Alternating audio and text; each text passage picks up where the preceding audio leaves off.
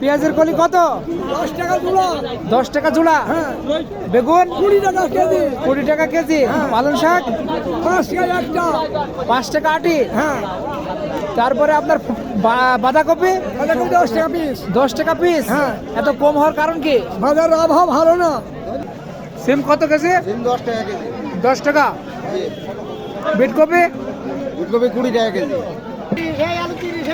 আলু কত কেজি? 30 মূলা মূলা কুলা কুলা 20 টাকা। পালং শাক কত আটি? 2 আটি 10 টাকা।